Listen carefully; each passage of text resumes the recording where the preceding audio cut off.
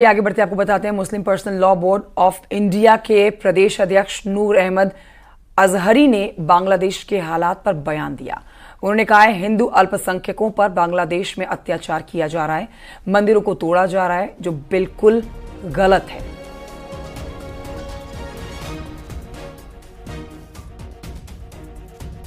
जो हमारे हैं उनकी इबादत गाहों को नुकसान पहुंचाया जा रहा है, जलाया जा रहा है, तोड़ा जा रहा है और साथ में हिंदू समाज के घरों में आग लगाई जा रही है, घरों को नुकसान पहुंचाया जा रहा है।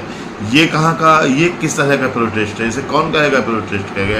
ये प्रोटेस्ट कराने के लायक नहीं है। ये सिर्फ एक साजिश है और एक कोई बड़ी साजिश है। हो सकता है, मुझे ऐसा लगता है जैसे पाकिस्तान और चीन पूरी तरीके से मुलविस है। मुझे ऐसा भी लग रहा है कि देश की एक सुपर पावर जो जिस ताकत को अमेरिका कहते हैं, वो भी इसका फायदा उठा रहा है।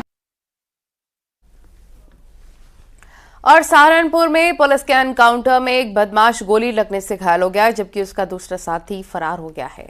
कुतुबशेर थाना इलाके में एनकाउंटर हुआ। घायल हुए बदमाश तस्लीम उर्फ बाबू का अस्पताल में इलाज चल रहा है। मौके से अवैध तमंचा, बाइक और कारतूस बरामद।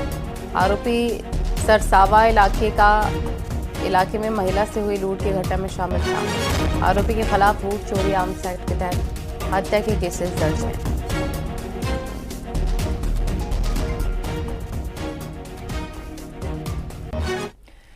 खबर हरदोई से, जहां पर एक अवैध हॉस्पिटल को मेडिकल अफसर ने सीज कर दिया है। रजिस्ट्रेशन से पहले ही हॉस्पिटल में डिलीवरी कराई जा रही थी। मामला शाहबाद का है। रजिस्ट्रेशन के अप्लाई करने के बाद नोडल अधिकारी निरीक्षण करने के लिए पहुंचे तो मेन गेट अंदर एंटर करते ही स्टाफ पीछे वाले गेट से फरार हो गया। गेट नहीं खोला गया। अस्पताल में ना तो कोई डॉक्टर मिला और ना ही कोई नर्स मिली। नॉन प्रैक्टिशनर लोग अस्पताल में मिले हैं, जिनकी वजह से नोडल अधिकारियों ने बाहर से गेट को अब सीज कर दिया और चले गए हैं। अस्पताल में भर्ती मरीजों को स्टाफ ने पीछे के गेट खोलकर बाहर निकाला है। अभी रूटीन चेकअप यहाँ जो अवैध अस्पताल है उनकी चेकिंग चल रही है श्रीमान मुख्य चिकित्सा अधिकारी महोदय के निर्देश पर। तो यहाँ पे आने पर ये जो चिकित्सालय है ये सहारा हॉस्पिटल, इन्होंने पोर्टल पे अप्लाई किया था, लेकिन पोर्टल के अनुसार कोई भी डॉक्टर या नर्स यहाँ पे हमें मौके पे नहीं मिला। अन्य लोग मिले हैं, जिस कारण से अस्पताल तत्काल बंद करा दिया गया है। अब इनसे स्पष्टीकरण पूछा जाएगा। अगर इनका स्पष्टीकरण सही नहीं मिला तो इनके विरुद्ध कार्रवाई की जाएगी। कानपुर में गंगा उफान पर है। प्रशासन ने गंगा में नहाने और नाव चलाने पर रोक लगा रखी है, मगर भैरव घाट पर मासूम अपनी जिंदगी दांव पर लगाकर स्टंट करते नजर आ रहे हैं। बिजली के खंभे पे चढ़कर चंद पैसों के लालच में गंगा में छलांग लगा रहे हैं, अपनी जान जोखिम में डालकर स्टंट कर रहे हैं। मासूमों के स्टंट के वीडियो हर साल की तरह ही वायरल हो रहे हैं, मगर पुलिस की लापरवाही की वजह से इस पर कोई एक्शन नहीं होता नजर आ रहा। मामला कानपुर के कोहना थाना क्षेत्र का है।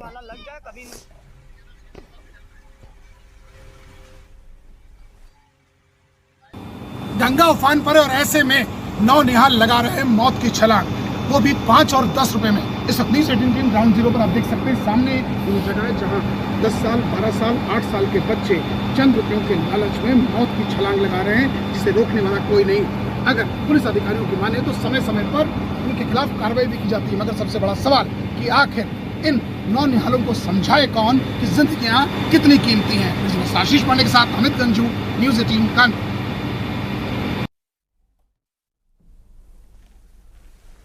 उधर शाहजहांपुर में मौसम का मिजाज पूरी तरह से बदल गया है। सुबह से ही यहां पर बारिश हो रही है।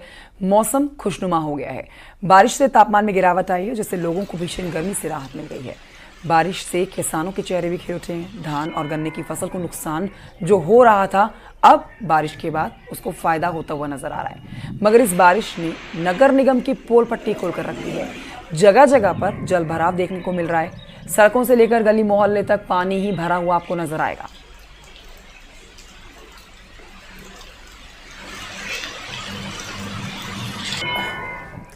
और संगम नगरी प्रयागराज में पिछले 3 दिनों से रुक रुक कर झमाझम बारिश हो रही है। बारिश की वजह से तापमान कम होने से लोगों को उमस भरी गर्मी से राहत मिली है, लेकिन बारिश की वजह से निचले इलाकों में जल जमाव के हालात हैं। बारिश और बांधों से लगातार पानी छोड़े जाने से गंगा और यमुना दोनों नदियां उफान पर हैं। सिंचाई वाले विभाग के बाढ़ कंट्रोल रूम से नदियों के जलस्तर की 24 घंटे मॉनिटरिंग हो रही है। हालांकि दोनों नदियां अभी खतरे के निशान के नीचे बह रही हैं, बावजूद इसके निचले इलाकों में अलर्ट घोषित हो गया है।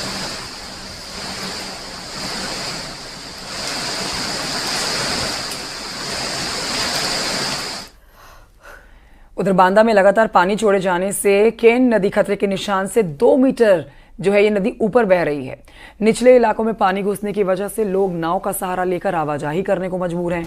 हालात ये है कि लोग छोटी छोटी नाव से आवाजाही कर रहे हैं और ये नाव ओवरलोडेड भी नजर आ रही हैं। नाव डगमगाती हुई भी चलती हुई नजर आ रही हैं। डगमगाती हुई नाव का ये वीडियो सोशल मीडिया पर वायरल हो रहा है, जिस पर आप कह सकते हैं कि समय रहते ही एक्शन लेना चाहिए, वरना बड़ा नुकसान हो सकता है। इन तस्वीरों को देखकर सबक लेने की जरूरत है।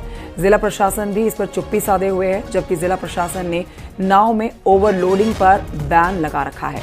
मगर पैसों के लालच में नाविक लोगों की जान खतरे में डालकर ज्यादा से ज्यादा सवारियों को ढोने का काम कर रहे हैं।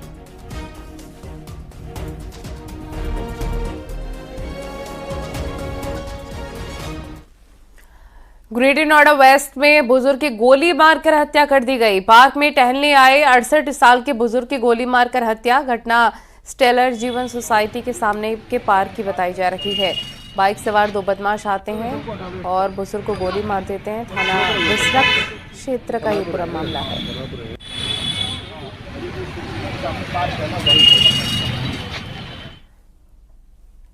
उत्तराखंड वन विकास निगम ने एक बड़ी अपडेट आपसे इससे जुड़ी दे देते हैं आपको।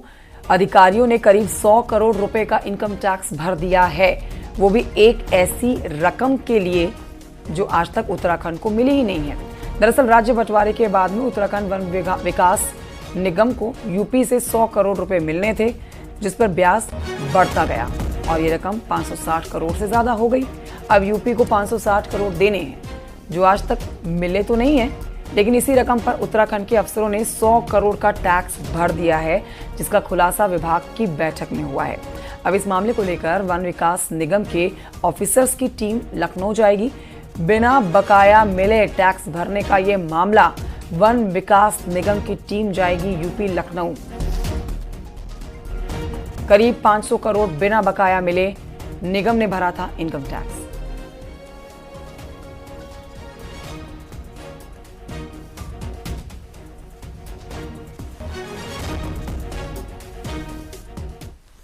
झांसी में जीआरपी पुलिस ने नकली नोटों के साथ 2 लोगों को गिरफ्तार किया है। गिरफ्तार किए गए आरोपी कई साल से नकली नोट की सप्लाई करते थे, रेलवे स्टेशन पर यात्रियों को ठगा करते थे।